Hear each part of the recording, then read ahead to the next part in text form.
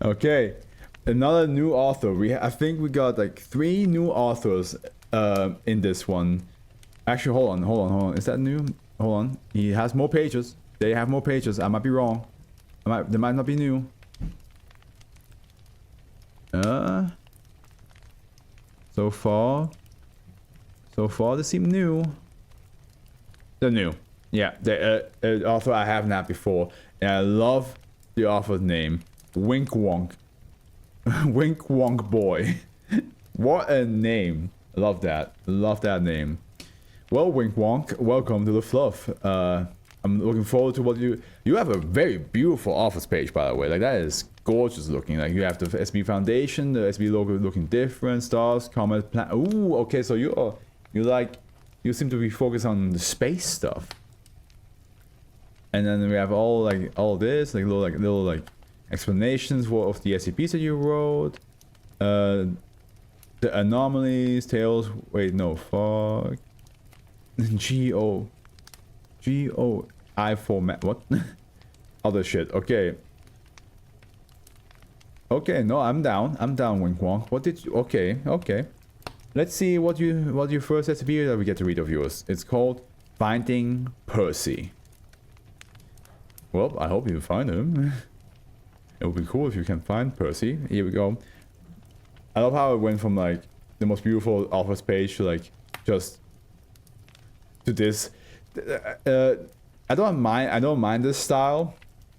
It does seem a little bit like more cluttered though compared to like the typical SCP thing.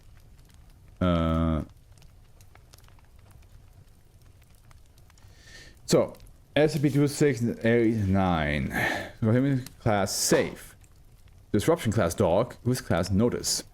Search containment procedures. SCP-2689 is to be kept in a standard fish tank located at Site 169's break room. Attempts to accumulate other I love how I was like, oh, Rick Wong is all about space, and then we get the fucking fish. Fish. Attempts to accumulate other possible instances have been abandoned per order of the Anomalous Entity Engagement Division, AED, due to the non-disruptive nature. Description: SCP-2689 designates a male blood parrot, dish lead, more colloquially referred to as Percy by Foundation personnel. Physically, it is a similar... Wait. And here we have... Oh, that's cool. Okay, I like how the footnotes come out in this version. Okay. Wink Wonk. That's cool. I like that. Coming out in the side, that's cool. Amphilophus citrinus / Rhesia melanos. Okay. Physically, it is similar to other non-anomalous members of the species. Gotta find Percy, yeah. Wonder which Percy this is. SCP-2689's main abnormality is its ability to induce a slightly heightened level of motivation and serenity in those who observe the specimen. Oh, that's cute. This anomaly is also present in recording and photographs. So you just look at him and he's like, I gotta fucking do it. This is how you do it. The effect lasts for approximately 10 minutes following cessation of visual contact. It is presently unknown how SCP-2689 possess these unusual properties, though investigation into its origins has been denied for the time being. So what if you have a picture of like Percy just like constantly in eyesight? Are you just forever motivated? Are you just gonna be like Virgil? I'm feeling motivated. Discovery: SCP-2689 was initially obtained at an annual festival that was held within Prescott Valley, and here we have a... So what is this one? Sun Talk. This seems like a little tail. Little tail on the side, eh?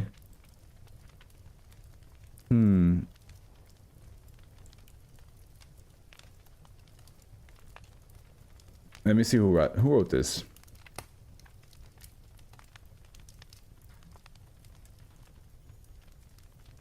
Dead cannons. Oh, okay. And then Wink Wong attacks. Interesting. Yeah, but it does not look like... honestly, it does not look like there's something here that we need to read, right? And then here we have the secure facility, dossier side. There's so much.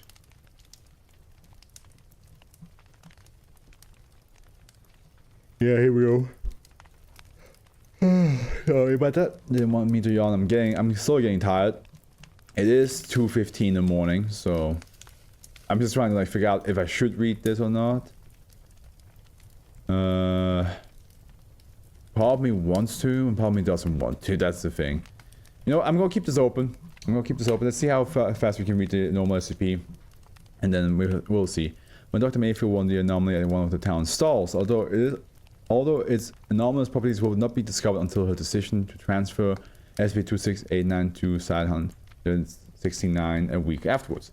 As a result of its relocation, personnel and anomaly morale had increased considerably. Research into the cause, it's a safe, yeah. Cause revealed SCP-2689's abnormal qualities, subsequently leading to its official designation as an SCP object. Can you imagine you just bring a fish to a site and suddenly everybody's like, I'm feeling motivated. Addendum excerpt, audio log. Forward, the following is the record log of Doctors Kirby Case and Melissa Mayfield conversation regarding SCP-2689's retrieval, which was taken within the facility break room.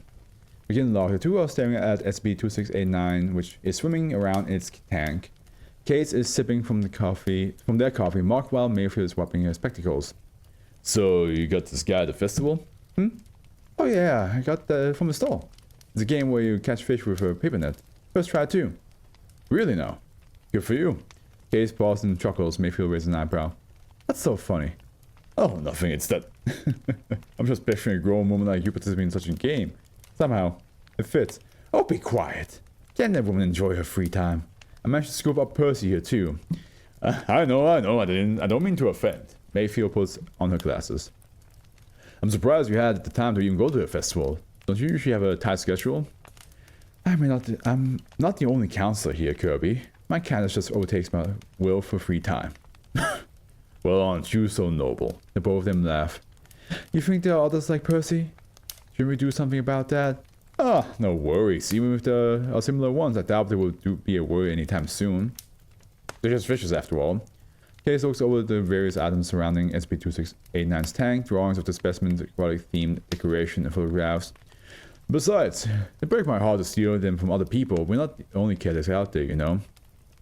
You could say that again. Case takes another sip. Man, I should really stop and enjoy times like this. Sitting here, having a nice cup of joe. Eyeing on the happy fish? Yeah, the happy fish. Very happy fish indeed. To laugh, focusing on SCP-2689. But yeah, I agree.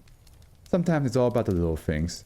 SCP-2689 briefly faces both of them before swimming off. Oh, the little things. End log. This is sweet. This is so nice. This is so nice. Fucking Wink Wonk. Wink Wonk boy gave us like such a wholesome ending.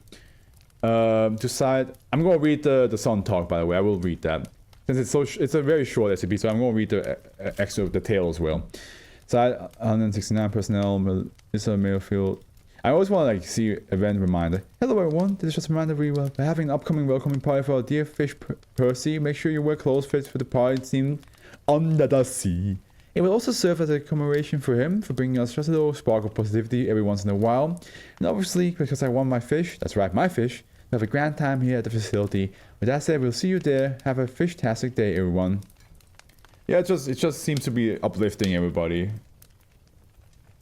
It's good because like in the Foundation world, everything's always so dark.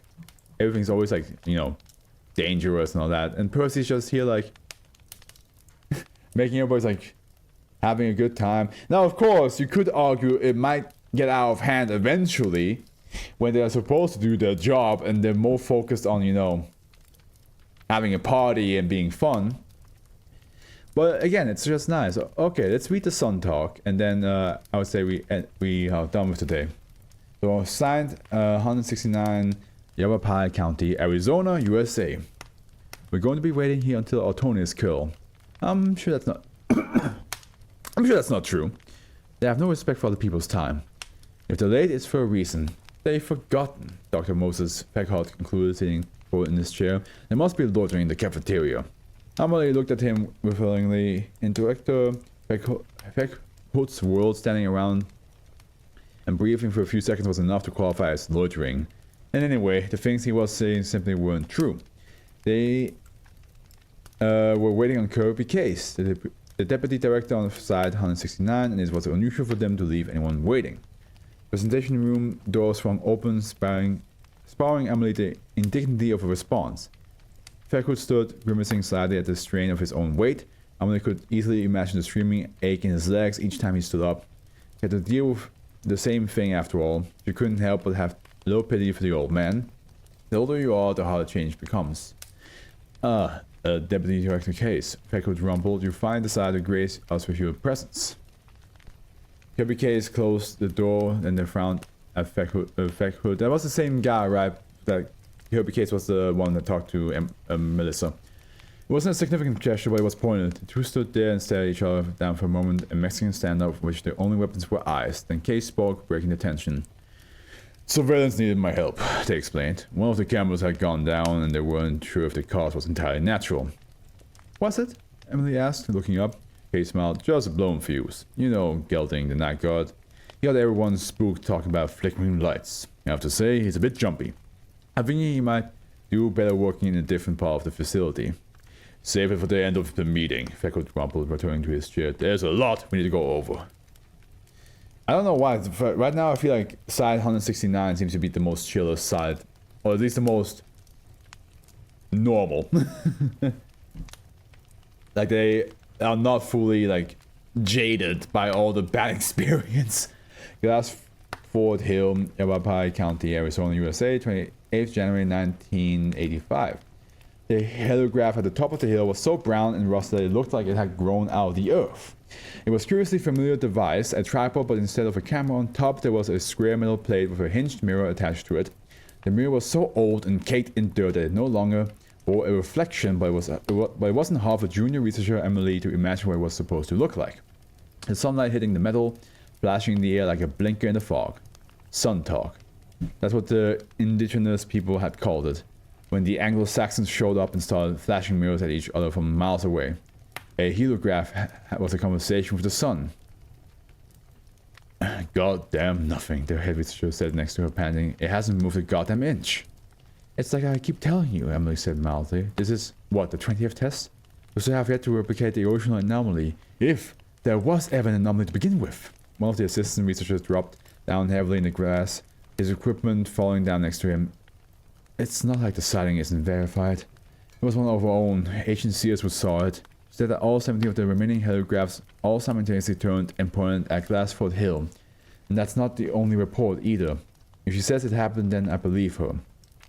I believe her too, Emily said, but that doesn't guarantee it's an anomaly. The researcher screamed at her. What else could it be? She shrugged. Shocking coincidence? He guffawed.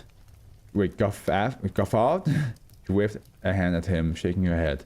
Look, I wouldn't be on the team if I didn't think it was possible that it was an anomaly, Emily continued. But after so many tests without a single result, I'm not sure the answer matters anymore. If it isn't replicable, then it isn't a concern, right? Head researcher had soured noticeably. Yes, well, you're not the only one who has to report that back to command.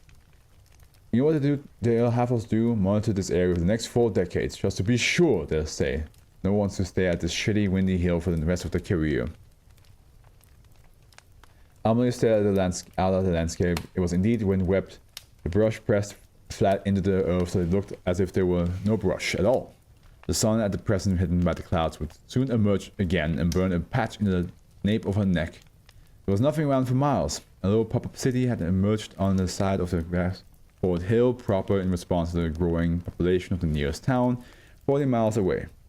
It was the closest thing that could pass as civilization. I'd do it, Emily mused. The other researchers had started getting up their equipment. Now heads had snapped over to look at her. We could build a site here. Those 4 ruins be the first set of halographs. That would be a good place for it. No one around for miles. The recreation center I've been talking about. The researcher groaned. Amy, not this again, please. A small remote location like this is the perfect place to bring anomalies. We could give them counseling, games to play, just some relief from the monotony of containment. I'm not suggesting anything more than that, and I can keep an eye on the heligraphs as if they're going to do anything. I mean, pretty logic reasoning right there. Like, hey, we're in the middle of nowhere, it's nice. This is a good place for like maybe humanoid anomalies so that they don't go fucking nuts when they get contained. Several of the researchers were laughing. The more polite, oh hey Steph, you missed every SCP. This is just a tale that's maybe loosely connected to the last one. So enjoy like maybe another 15 minutes. Well hey, welcome. I'll talk to you afterwards about the things you had to do. Some of the researchers were laughing. The more polite ones had moved away to finish packing up their equipment. Only the head researcher remained glaring at her. Emily thought about laughing it off, swallowing the loss, but something inside of her resisted. She glared right back at the researcher. For a moment, neither of them spoke. Theirs was a Mexican stand on which the only weapons were eyes. The head researcher turned away first. Save it for after testing, he said. There's a lot of hoops you were trying to jump through. Fucking shit. Well, either you wait till December, till the videos are out, or you can watch the VOD afterwards. The head researcher turned away. I mean, it's 4.5 hours of VOD. That's kind of long. That's a lot of watching. The head researcher turned away. Site 169, Yavapai County, Arizona, USA, 13th May 2017. Deputy K stood up, the chair falling to the floor behind him. You want to shut down the site? Director Feckle rubbed at his temples. That's not what I said, Kirby. Seriously, I can't believe you. Amy ingratiates herself to you every month just so she can do her job at her side, and for what? So you can shut her down with no warning? What is it, Moses? Really? You just like flaunting your authority that much? Feckle plunged on, ignoring Case. He upped to look at Emily instead. We've been at this location for over 30 years. In that time, the nearby town of Prescott Valley had been expanding. It's no longer a town, but a city. The outskirts are no longer at a comfortable distance. There's a serious risk of civilian exposure. Staying here is irresponsible at best. We can't leave, Emily said. I have to monitor the heliographs. Oh, come off it, he snapped. His tone settled as he fixed Emily with a steely gaze. I've read your original proposal for Site 169. The fact that the heliographs are non-anomalous was at the core of your argument. Don't contradict yourself now. If you do, then Kirby's right. You really are ingratiating yourself to me. You motherfucker, Case spat. Kirby, Emily said. You can't take this shit lying down, Amy. Case threw their hands down on the desk. We can't take it. The AED is too important. You're the one who showed me that. There are anomalies who actually like containment now. And it's because of you. It's also with you. If the choir is finished preaching, Feckle growled. There was a moment of silence. Case picked up the chair and sat down again. An enormous scowl on their face. Moses, we can't move, Emily said at length. The AED doesn't have the funding of the resources for it. We wouldn't survive the trip, and appealing to the council for funding will take too long for it to matter. You know all this well as I do. Which is why I can't understand Kirby's frustration.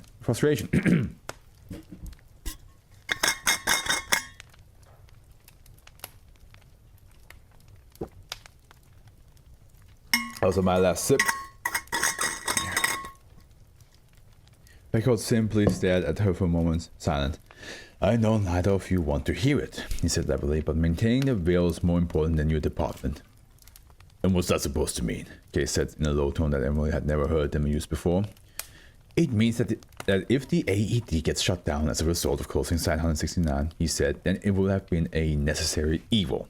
Case stood up and stalked out of the presentation room, the door rattled in its frame behind them. Feckle looked after them for a moment, lips curled in a sour line. He suddenly seemed even older than usual. The shadows under his eyes thick with lines. He looked at Emily. Amy, be sensible.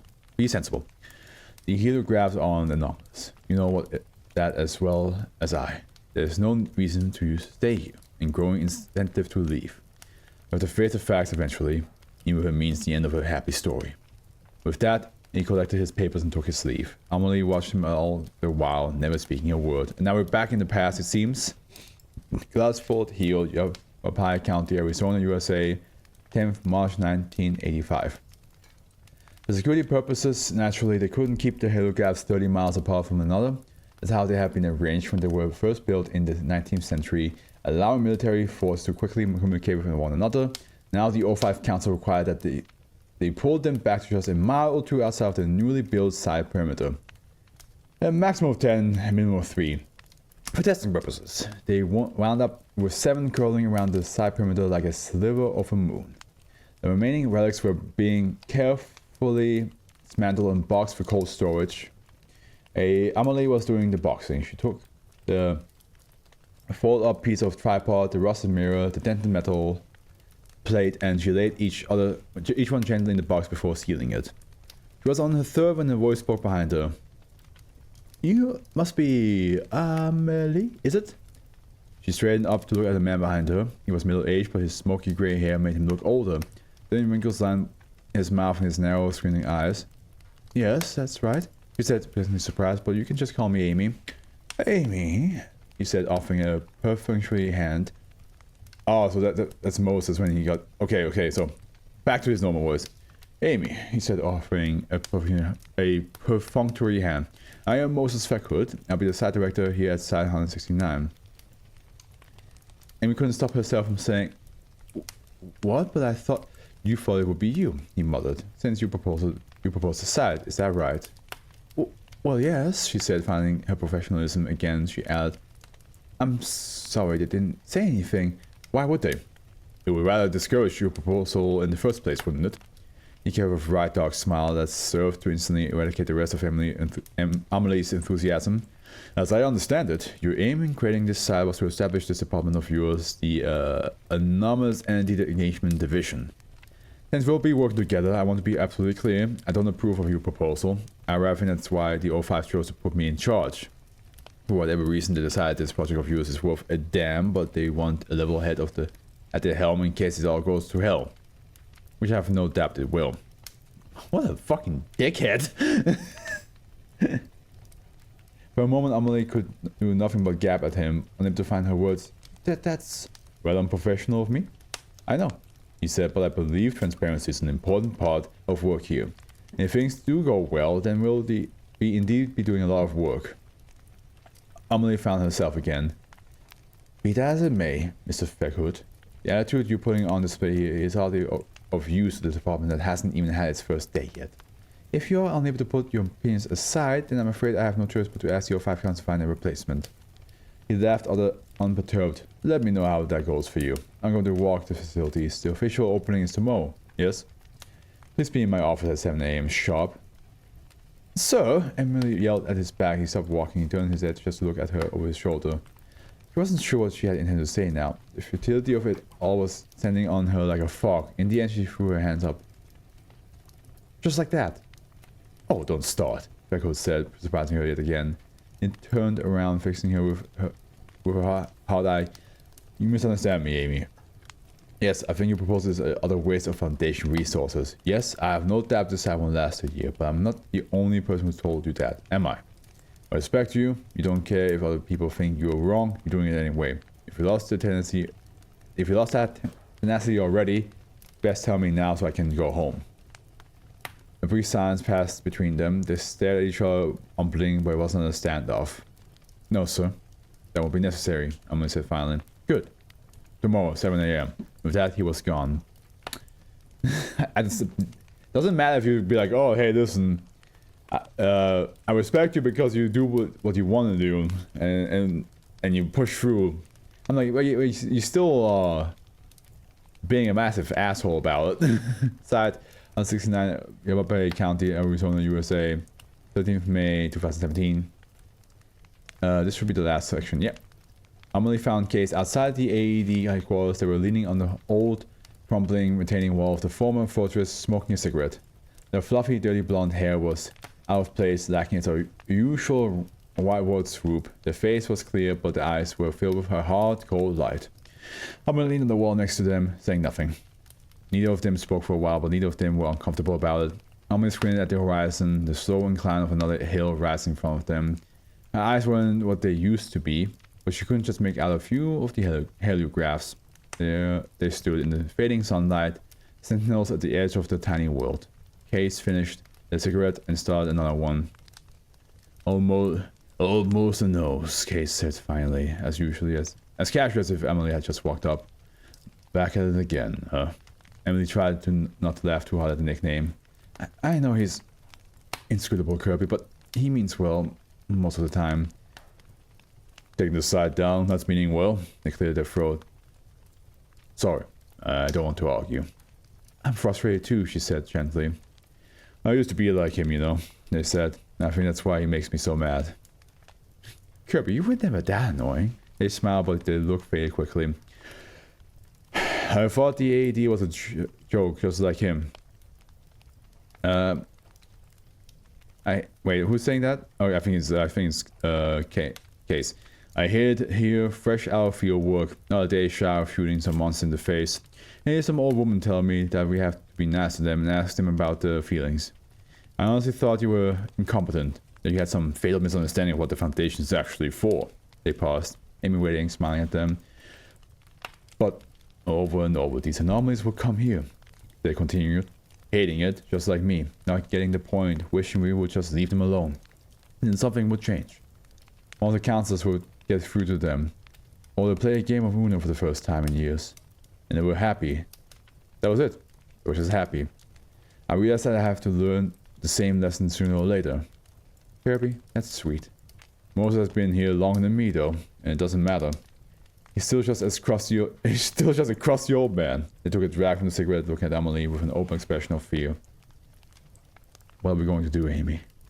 Emily didn't respond. Why do I feel like Emily became the fish? Emily didn't respond immediately, looking at the landscape. The sun nearly finished setting. Hot streaks of light pulled at the horizon, tugging at the remaining warmth in the sky. But there was still plenty of light left to follow what happened next. Number one, as natural as breathing, each of the heligraphs on the horizon turned to point the mirror at side 169. Even though the mirrors were long since caked in rust, they nonetheless began flashing the sunlight. The flashes were so distinct and bright that it made even the most distant heligraphs suddenly visible. Long, short, short, short, short. It began. A message Morse code. Long, short, short, short, short. Okay, hold on.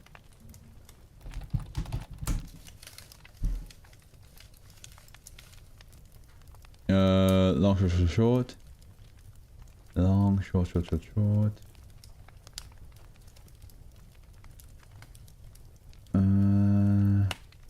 There, B.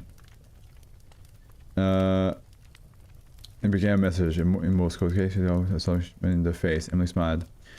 The more things change, Kirby, she said, the more they stay the same. But this means this place really is anomalous after all. We have to stay. Emily nodded. Come on. Let's make sure the cameras are recording this. We got an incident report right. Site 169 isn't going anywhere. Aw.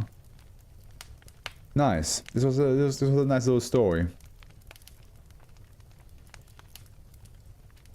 I love that we get research. Of course, you missed a bunch of research before, sadly. Guys, we finished it. Okay, so I'm gonna look at the discussion real quick. So I think that, yeah, so I want to... Okay, because, this is interesting, because the SCP itself, it says here SCP-2689 was initially obtained at an annual festival that was held within Prescott Valley, when Dr. Mayfield won the anomaly on the town. And this anomaly seems to have a positive effect, and looks like the area itself seems to be creating some sort of positive energy that creates people that want to, you know, the anomalies want to stay there, the people want to work there. So that must be the connection, that like the AED location seems to be a place that is a lot more positive, a lot more uplifting than most of the other sites, which is kind of cool. But yeah, I did a lot of research before with the other SCPs. Like I said, Steph, you can... No, I don't have an alarm tomorrow. Fuck off. I don't want to wake up early tomorrow. Phone, don't do this to me. Turn that shit off. There we go.